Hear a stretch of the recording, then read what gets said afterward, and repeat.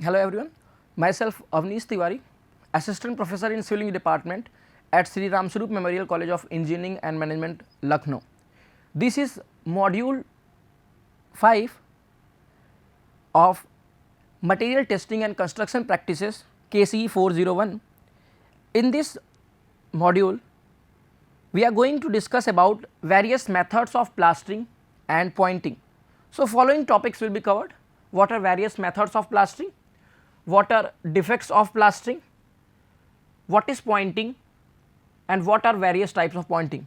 So, starting with the first topic, that is methods of plastering.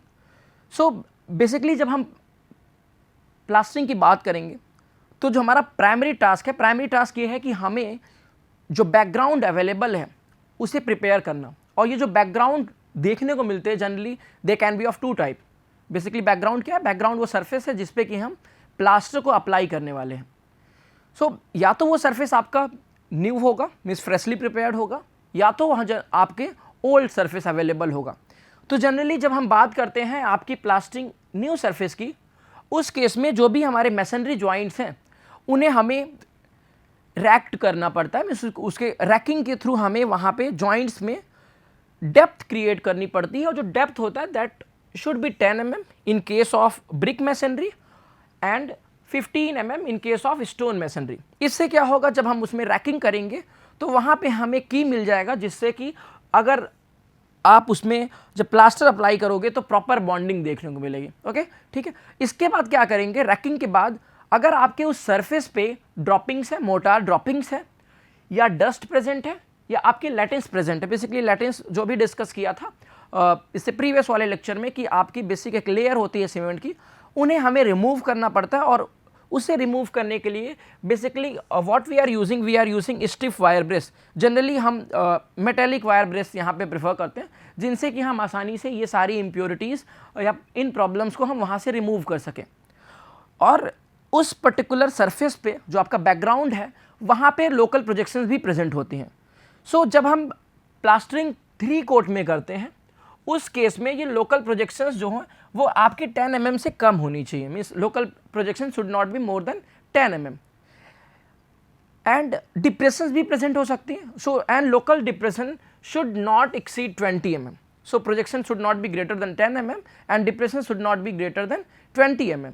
But in case of 2 coat plaster, these values are 5 mm and 10 mm respectively. Means 2 coat plaster में आपके जो projections होनी चाहिए वो maximum 5 mm तक होनी चाहिए, और जो आपके डिप्रेशंस होने चाहिए वो मैक्सिमम 10 mm तक होनी चाहिए.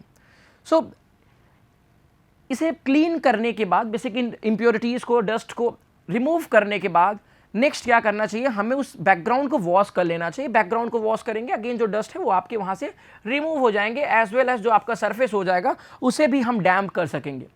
इसे हमें ऑप्टिमम लेवल पे, मीन्स इतने एक्सटेंट तक डैम्प करना है कि वहाँ पे ऑप्टिमम सक्शन देखने को मिले. अब बहुत ज़्यादा डैम्प कर देते हैं, मीन्स प्रॉपर आप ऐसा बोले कि पूरी तरीके से हमने सैचुरेट कर दिया है. सो उस केस में क्या होगा, जब भी आप उस पर प्लास्टर या प्लास्टिक मोटार अप्लाई करोगे तो वहाँ से क्या हो जाएगा, वो रिमूव हो जाएगा. मीन्स जस्ट क्योंकि वो पूरी तरीके से सैचुरेटेड है, सो वहाँ से वो ड्रेन ऑफ हो जाएगा, आपके वाटर के साथ मोटार वहाँ से बह जाएगा, स्लाइड कर जाएगा. और अगर आपने प्रॉपरली उसे वेट नहीं किया है, सो उस केस में भी प्रॉब्लम एग्जिस्ट करेगी. देन उस केस की प्रॉब्लम क्या होगी, जो भी मोटार में वाटर प्रेजेंट है वो आपका मैसनरी जो है वो एब्जॉर्ब कर लेगा, एंड एब्जॉर्ब करने के बाद जो आपका रिजल्टिंग सरफेस होगा वो कैसा हो जाएगा, वो पोरस इन नेचर हो जाएगा ना.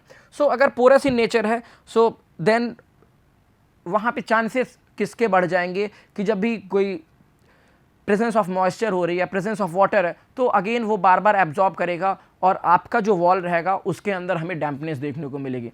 सो उसे देखते हुए हमें ऑप्टिमम सक्शन प्रोड्यूस करने के लायक ही वाटर ऐड करना चाहिए ना, उसी एक्सटेंट तक हमें वाटर वहाँ पे ऐड करना चाहिए. इसके बाद अगर हम बात करें आपके ओल्ड सरफेस की, अगर हमें प्लास्टर किसी ओल्ड सरफेस पे अप्लाई करना है, सो उस केस में हमें क्या क्या करना चाहिए. सो प्राइमरी पर्पस हमें उसे फ्री फ्रॉम इम्प्योरिटीज़ करना चाहिए, जो भी डर्ट्स अवेलेबल हैं उसे रिमूव करना चाहिए. सो हमें डर्ट्स रिमूव करना चाहिए, ऑयल प्रेजेंट है उन्हें रिमूव करना चाहिए, अगर वो सरफेस आपका पेंटेड सरफेस है तो उसे भी हमें रिमूव करना पड़ेगा ना। सो ये सारा काम करेंगे। इसके साथ साथ अगर आपके सरफेस पे कोई लूज या क्रम्बल प्लास्टर्स अवेलेबल हैं सो उसे भी रिमूव करना। रिमूव करने के बाद अब हम जो सरफेस देख रहे हैं उस सरफेस को वॉश करेंगे। वॉश करने के बाद उसे प्रॉपर वेट कर लेंगे, जिससे कि जो प्लास्टर जब आप प्लास्टिक मटेरियल से अप्लाई करें तो प्रॉपरली उस पर स्टिक कर सके, जिससे कि हमें एक ऑप्टिमम सक्शन देखने को मिल सके।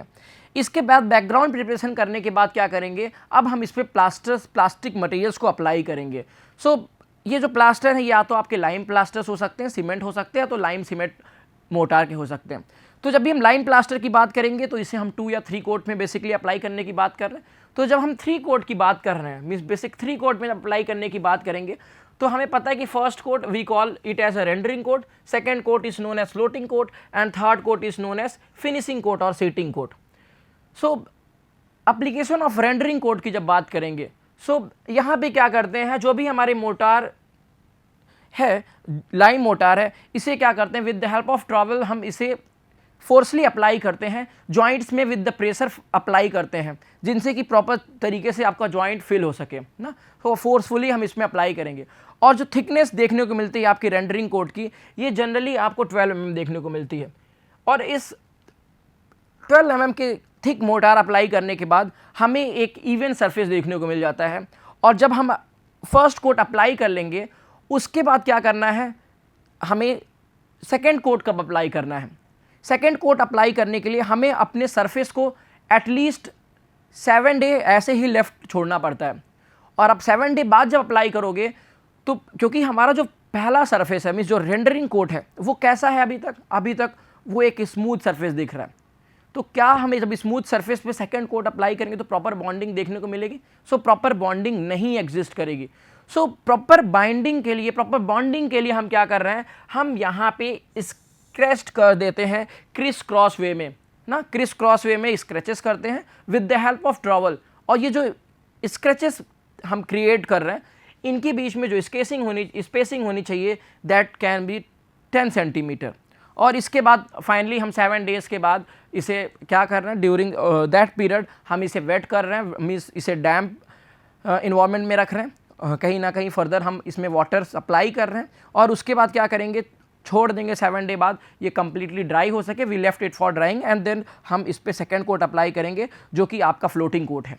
जब हम फ्लोटिंग कोट अप्लाई करने की बात करेंगे तो इसमें करते क्या है, बेसिकली वी क्रिएट पैचेस। हम पैचेस क्रिएट करते हैं, पैचेस अप्लाई करते हैं 15 क्रॉस 15 सेंटीमीटर का, या तो बेसिक हम एक स्ट्रिप अप्लाई करते हैं और जो स्ट्रिप की थिकनेस होती है 10 सेंटीमीटर होती है and the spacing between that strip is about 15 centimetre. और ये हम क्रिएट क्यों कर रहे हैं, because they act like gauges ना, so they act like a gauges. और इसके बाद हम with the help of mason trowel हम इस पर अप्लाई करते हैं और रब करते हैं with the help of wooden floats. और फाइनली हम क्या देखते हैं कि आपको एक सरफेस देखने को मिल जाता है, और जो ये सरफेस अब देखने को मिल रहा है that is after floating coat ना, and we call it as a floating coat. अब अगर हम लोगों ने लाइम में सैंड मिक्स किया है तो उस केस में हम फिनिशिंग कोट तुरंत अप्लाई कर सकते हैं, means immediately after the application of floating coat. If we have used surkhi in a place of sand then हमें कुछ टाइम के लिए फ्लोटिंग कोट को ऐसे लेफ्ट करना पड़ेगा, और वो जो टाइम होगा वो मिनिमम आपका 10 डेज देखने को मिलता है। मीन्स हम 10 डेज के लिए एज इट इज़ उसे लेफ्ट छोड़ देते हैं और उसके बाद आप क्या कर सकते हो, फिनिशिंग कोट को अप्लाई करते हो। हम जब फिनिशिंग कोट अप्लाई करने की बात करेंगे तो फिनिशिंग कोट क्या कंसिस्ट करता है, basically finishing coat consist of a cream of lime. यहाँ पे हमें लाइम क्रीम देखने को मिलता है,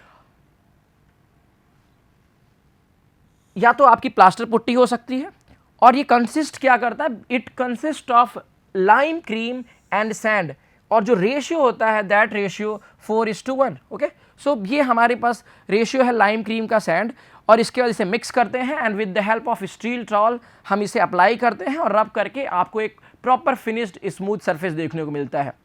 एंड इसके बाद अप्लाई करने के बाद हम एज इट इज इसे लेफ्ट कर देते हैं for 1 day and after 1 day we do curing, और जो क्यूरिंग की जाती है वो मिनिमम 7 डे के लिए की जाती है ना। ओके, तो ये काम कर सकते हैं।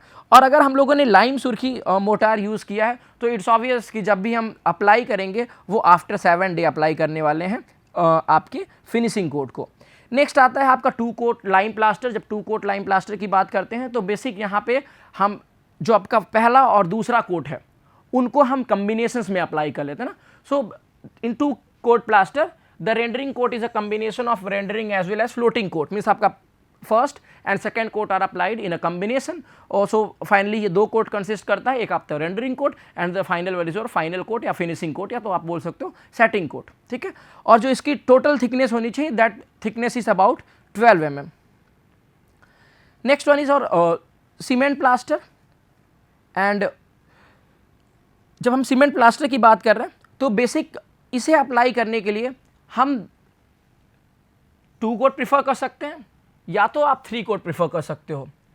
जनरली जो मैक्सिमम एक्सटेंट पे प्रीफर्ड है that is your 3 coat plaster ना। सो 3 कोट हम बेसिक यहाँ पे प्लास्टर प्रीफर कर रहे हैं। यहाँ पे बेसिक हम सिर्फ अभी जो बात करें that is your cement plaster. So यहाँ पे हम 2 कोट या तो 3 कोट में अप्लाई करेंगे और जनरली जो प्रीफर्ड है वो आपका 3 कोट है। बाकी सिंगल कोट की बात करें तो जब हमारा इन्फीरियर क्वालिटी का वर्क होता है तो हम उस केस में सिंगल कोट को भी प्रीफर कर देते हैं। 2 कोट प्लास्टर की बात करेंगे तो सबसे पहले हमें बैकग्राउंड प्रिपेयर करना है जो कि ऑलरेडी हम प्रीवियस मैनर में ही क्रिएट करेंगे। और बैकग्राउंड प्रिपेयर करने के बाद हमें क्या करना है, आपको यहाँ पे अप्लाई करना है आपका प्राइमरी कोट। अगर 2 कोट है तो primary coat and the final जो आपका कोट होगा दैट इज फिनिश कोट, उसे अप्लाई करेंगे। जो हमारी प्राइमरी कोट होनी चाहिए, जो हमारी फर्स्ट कोट होनी चाहिए, उसकी थिकनेस कितनी होनी चाहिए, जो आपके टोटल थिकनेस ऑफ प्लास्टर है उससे आपकी 2 to 3 mm लेस होनी चाहिए। वाई 2 to 3 mm? क्योंकि हमारा जो फाइनल कोट होता है उसकी थिकनेस आपको 2 से 3 mm देखने को मिलती है। और उसके बाद हम करते क्या है, जब इन लेयर्स को, इन कोट्स को अप्लाई कर लेते हैं उसके बाद कुछ टाइम तक इसकी क्यूरिंग करते हैं जिनसे वहाँ पे क्या हो सके, प्रॉपर पूरी तरीके से आपका सीमेंट सेट हो सके और वो स्ट्रेंथ को गेन कर सके। Next is your 3 coat plaster. अब 3 कोट प्लास्टर की बात करेंगे तो जाहिर सी बात है आपका यहाँ पे फर्स्ट वन विल योर एक पहला कोट होगा, दूसरा जो आपका इंटरमीडिएट कोट होगा जिसको कि हम लोग क्या बोल रहे हैं, फाइनल कोट बोल रहे हैं। And after that final coat we will apply और just finishing coat, means floating coat के बाद हम फाइनल कोट अप्लाई करेंगे जिनसे कि हमें प्रॉपर एक फिनिशिंग देखने को मिलेगी। अब यहाँ पे जो हम इंटरमीडिएट कोट ऐड कर रहे हैं, जो फ्लोटिंग कोट ऐड कर रहे हैं, बेसिकली उनका पर्पस क्या है, बेसिकली ये करते क्या है, ये आपके प्लास्टर से एक इवन सरफेस देखने को देते हैं, मीन्स हमें एक इवन प्रॉपर एक इवन सरफेस मिल जाता है। इनकी थिकनेस क्या होती है, means what should be the thickness of rendering coat, what should be the thickness of floating coat और फिनिशिंग कोट। तो generally the thickness of rendering coat is kept 9 to 10 mm, floating coat is kept about 6 to 9 mm and finishing coat is kept about 2 to 3 mm ना। सो ये 3 different layers की 3 different thickness है। और जब finally हम अपने floating coat को apply कर लेते हैं तो फ्लोटिंग कोट को अप्लाई करने के बाद, बेसिक जब हम फ्लोटिंग कोट अप्लाई कर लेते हैं सो उसके बाद फिनिशिंग कोट को अप्लाई करने के लिए हमें 6 आवर का ड्यूरेशन लेफ्ट करना चाहिए। मीन्स हम फिनिशिंग कोट अप्लाई करेंगे 6 hour after the application of floating coat. और फ्लोटिंग कोट कब अप्लाई कर रहे होंगे, जब हम लोगों ने अपनी प्राइमरी कोट या फर्स्ट कोट अप्लाई कर ली होगी उसके 4 to 7 days after, means floating coat को अप्लाई करेंगे आपके पहले कोट के 4 से 7 दिन के बाद, और फिनिशिंग कोट को अप्लाई करेंगे आपके फ्लोटिंग कोट से अप्लाई के 6 घंटे बाद। नेक्स्ट है आपका सिंगल कोट जो कि हम इन्फीरियर क्वालिटी ऑफ वर्क के लिए प्रीफर करते हैं। नेक्स्ट वन इज जो डिफेक्ट इन प्लास्टरिंग। जब हम डिफेक्ट इन प्लास्टरिंग बात करते हैं तो जनरली हम लोगों ने देखा होगा कि जब प्लास्टर्स हमारे क्रैक कर जाते हैं सो क्या उसके पीछे क्या बेसिक रीजंस हो सकते हैं। तो डिफरेंट फॉर्म्स के डिफेक्ट एक्चुअल में एग्जिस्ट करते हैं। तो पहला जो डिफेक्ट है that is your blistering of plaster surface. अब ब्लिस्टरिंग ऑफ प्लास्टर सरफेस में क्या हो रहा है, हमारे स्मॉल पैचेस फॉर्म हो रहे हैं। क्यों फॉर्म हो रहा है, क्योंकि आपके प्लास्टर के अंदर स्वेलिंग हो रही है। और स्वेलिंग क्यों हो रही होगी, क्योंकि वहाँ पे हमारे कुछ इंप्योरिटीज़ प्रेजेंट होगी, अनस्लैग्ड रैम प्रेजेंट होंगी जो कि कुछ दिन बाद, means after few month, after few days वो उनके स्लैकिंग हो रही होगी, वो स्वेल कर रहे होंगे और स्वेलिंग करने के बाद आपका वहाँ पे पैचेस का फॉर्मेशन देखने को मिलेगा। Next one is cracking. Cracking case में आपके यहाँ पे फिशरीज का फॉर्मेशन देखने को मिलता है, क्रैक्स का फॉर्मेशन देखने को मिलता है। इसके पीछे पॉसिबल रीजंस क्या हो सकते हैं, तो पॉसिबल रीजंस बेसिक देखने को ये मिलता है कि आपके जो बैकग्राउंड है वो इम्परफेक्ट प्रिपेयर्ड हो, मीन्स हमने प्रॉपर तरीके से ना प्रिपेयर किया हो, आपके बिल्डिंग्स के अंदर स्ट्रक्चरल डिफेक्ट्स एग्जिस्ट कर रहे हो, आपका जो सरफेस वहाँ पे अवेलेबल हो वो डिसकंटिन्यूअस हो, मीन्स उसके बीच सरफेस के अंदर जॉइंट्स प्रेजेंट होगा तो भी हमें वहाँ पे क्रैकिंग्स देखने को मिलेगी। या तो आपका जो बैकग्राउंड है उसका मूवमेंट हो रहा हो, क्यों हो रहा होगा, मे बी आपका जो बैकग्राउंड है वो जब भी टेम्परेचर वेरिएशन से एक्सपोज होगा तो वहाँ पे एक्सपेंशन या कॉन्ट्रैक्शंस देखने को मिलेगा। सो उस वजह से भी आपका क्रैकिंग एग्जिस्ट कर सकता है, या इसके साथ साथ प्लास्टर भी मूव कर सकता है। तो जब भी प्लास्टर भी मूव करेगा सो उस केस में भी आपके सरफेस पे क्रैक एग्जिस्ट हो सकते हैं, और इस वजह से हमें वहाँ पे बेसिक क्रैकिंग्स देखने को मिल सकती है। और एक जो पॉसिबल रीज़न आप देखते हो कि जो वर्कमैनशिप है, अगर वो प्रॉपर तरीके से नहीं वर्क परफॉर्म कर रहा है, सो उस केस में भी हमें क्रैकिंग देखने को मिलेगी। और क्रेजिंग में क्या है, बेसिक हम यहाँ पे देखते हैं सीरीज ऑफ हेयर्स, यहाँ पे हमें बेसिक हेयर फॉर्मेशन देखने को मिलता है। Next one is efflorescence. अब एफ्लोरेसेंस के केस में क्या होता है कि बेसिक एफ्लोरेसेंस के केस में हमें वाइट क्रिस्टलाइन सब्सटेंस या वाइट क्रिस्टलाइन पाउडर देखने को मिलता है, जो आपके सरफेस में, जो जिस सरफेस पे आपने प्लास्टर किया हुआ है, प्लास्टर्ड सरफेस पे हमें एक वाइट क्रिस्टलाइन सब्सटेंस का पाउडर देखने को मिलता है। अब ये सरफेस पे कैसे आ रहा है, तो बेसिक जो हमारे प्लास्टर के पीछे मटेरियल्स अवेलेबल हैं, अगर वो आपका ब्रिक है या सैंड यूज़ कर रहे हैं हम, या तो जो सीमेंट्स यूज़ कर रहे हैं, उसके अंदर अगर एल्कलीज प्रेजेंट होंगे तो ये एल्कलीज क्या होंगे, एक्सपोज, पहली बात तो सरफेस जब वाटर से एक्सपोज होगा क्योंकि हम उस पर प्लास्टर अप्लाई कर रहे हैं, फर्दर इवेपोरेट होके जो आपके साल्ट्स प्रेजेंट हैं वो आपके सरफेस पे आ जाएंगे, और जब ये प्रोसेस आपका 2-3 बार रिपीट होगा तो इनका अमाउंट बढ़ता चला जाएगा, और ये जो प्रॉब्लम एग्जिस्ट करती है, इसी प्रॉब्लम को हम एफ्लोरेसेंस बोल रहे हैं। नेक्स्ट है फ्लैकिंग। फ्लैकिंग में क्या होता है, बेसिक जो आपका प्लास्टर्ड सरफेस है वो क्या करे, वहाँ से इम्प्रॉपर बॉन्ड की वजह से सेपरेट आउट होने लगे, तो that process, that formation is known as flaking. What is peeling, basic यहाँ पे क्या होता है, complete dislocation of the some portion of plaster surface, means यहाँ पे कंप्लीट पूरी तरीके से कुछ पोर्शन आपका प्लास्टर का वहाँ से डिसएलोकेट हो जाए।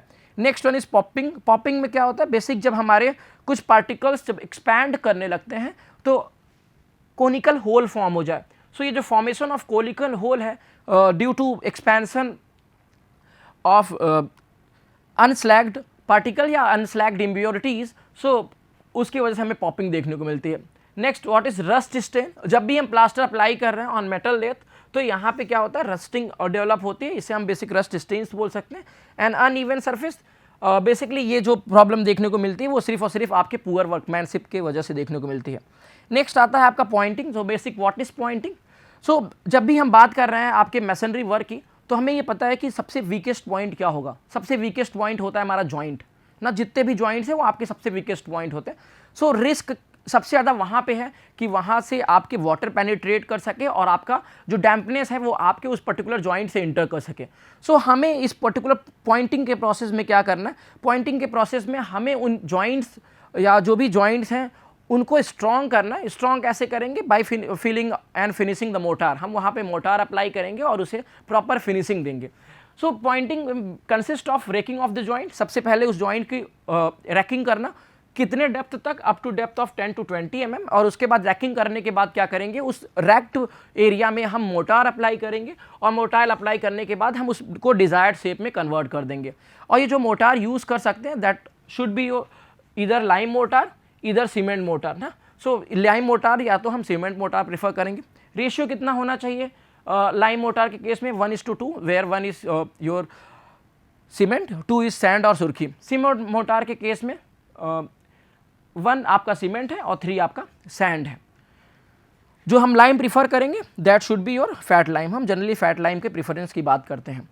सो जब भी हम बात करेंगे आप पॉइंटिंग परफॉर्म करनी है तो सबसे पहले बात आती है आपकी सरफेस प्रिपरेशन की। सो सरफेस प्रिपरेशन कैसे करेंगे, अगर आपका सरफेस फ्रेशली प्रिपेयर्ड है, मीन्स अगर आपने न्यू वर्क परफॉर्म किया है, उस केस में सिंपली करते क्या है, हम आपके जॉइंट्स को रैक्ट कर देते हैं up to depth of 20 mm, और अगर वहाँ पे मोटार जो आपका कैसा होगा वो सॉफ्ट इन नेचर होगा। दैट्स वाई रैकिंग भी आपकी कैसी होगी, ईजिली होगी। उसके बाद क्या करेंगे, हम जॉइंट्स को क्लीन कर लेंगे और उसके बाद थॉरली वेट कर लेंगे।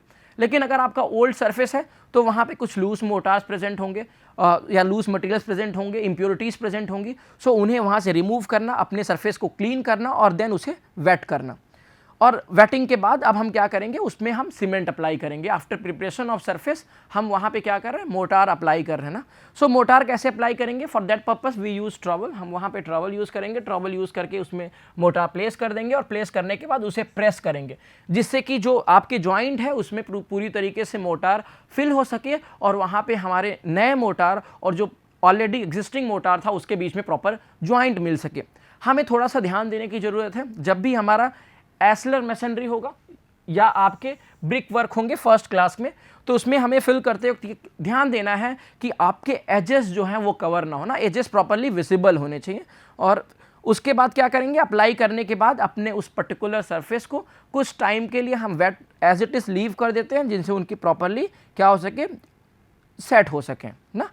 नेक्स्ट है डिफरेंट टाइप्स ऑफ पॉइंटिंग। जब हम वेरियस टाइप्स ऑफ पॉइंटिंग की बात करते हैं तो जनरली हमें अगर इस पर्टिकुलर पिक्चर्स में देखें तो ये these all are the joints, ये क्या है, ये आपके अलग अलग जॉइंट्स हैं और इस जॉइंट में हमने क्या फिल कर रखा हुआ है, मोटार फिल कर रखा हुआ। आपको ये डिफरेंट शेप्स में दिख रहे होंगे कि हमने मोटार को किस तरीके से फिल करने के बाद जो फाइनल सरफेस वो कैसा देखने को मिल रहा है। सो इन्हीं के बेसिस पे, शेप्स के बेसिस पे ही पॉइंटिंग को क्लासीफाई किया गया है। तो your first classification is first, that is flush Poynting. So flush Poynting basic बोल सकते हैं कि सबसे सिंपलेस्ट टाइप की पॉइंटिंग यही एग्जिस्ट करती है। इसमें करते क्या है, सबसे पहले हम जॉइंट्स के बीच में रैक्ट कर देते हैं, उनकी रैकिंग कर लेते हैं। रैकिंग करने के बाद क्या करते हैं, इसमें सिंपली हम क्या करेंगे, मोटार एज्यूम कीजिए आपका जॉइंट रहा होगा, इस एक्सटेंट तक हम लोगों ने इसकी रैकिंग की। रैकिंग करने के बाद with the help of trowel हम लोगों ने इसमें क्या किया, वी प्लेस सीमेंट मोटार और लाइम मोटार, और लाइम मोटार करने के बाद हम लोगों ने इसी एक फ्लैट सरफेस में कन्वर्ट कर लिया। सो जो रिजल्टिंग आपका पॉइंटिंग होगा that will be known as flush pointing. और ये जो फ्लश पॉइंटिंग होती है इसकी ड्यूरेबिलिटी अच्छी मिलती है। सो क्यों ड्यूरेबिलिटी ज़्यादा है इनकी, सो इसके पीछे अगर हम उसको भी समझने की कोशिश करें तो यहाँ पे हमें ये देखने को मिल रहा है कि इसका जो सरफेस अवेलेबल है जो वो कैसा है, एक स्ट्रेट सरफेस देखने को मिल रहा है।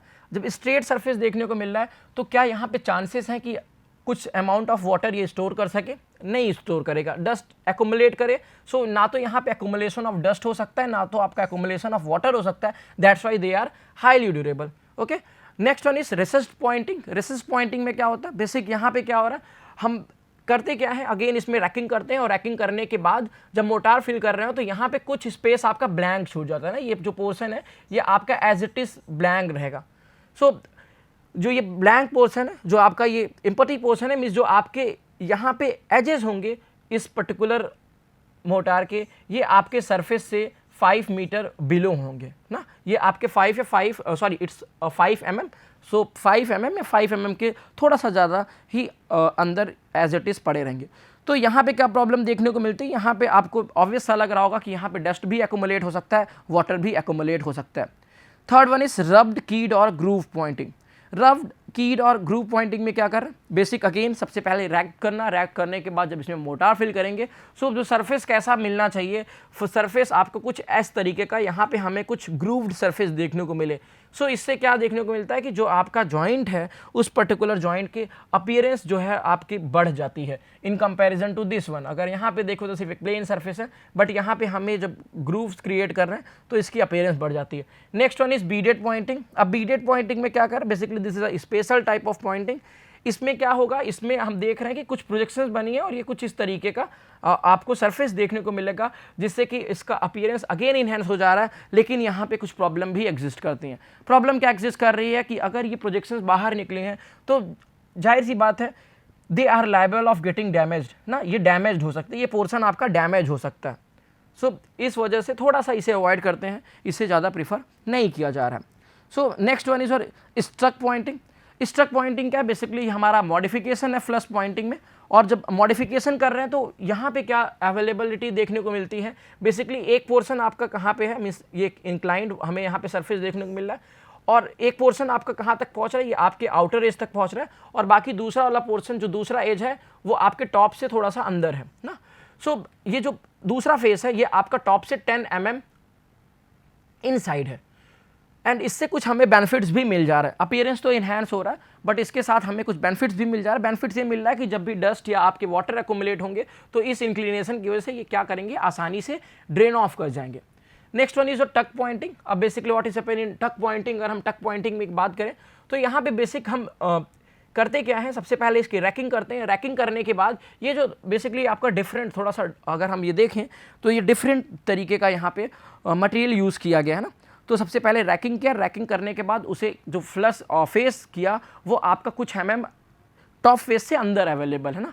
और इसी में क्या करेंगे, जब हम प्लेस कर रहे हैं तो उस केस में जो हमें यूज़ करना, जो ग्रूव अवेलेबल है वहाँ पे हम पुट्टी फिल कर लेते हैं ना। जो अगर हम इसमें क्या कर रहे हैं, ये पुट्टी फिल कर रहे हैं, और ये जो अगर आप देख रहोगे जो पुट्टी फिल की जा रही है, उसके बाद यहाँ पे आपको एक प्रोजेक्शन भी देखने को मिल रहा है। जो प्रोजेक्शन है ये जनरली आपके फेस से 3 mm ऊपर देखने को मिल रहा है। और अगर इसी प्रोजेक्शंस को हम लोगों ने विद द हेल्प ऑफ अगर मोटार बनाया है, then we call it as a bastard pointing or half tuck pointing. Okay, so if projection is done with the help of motor, then we call it as a bastard pointing or half tuck pointing.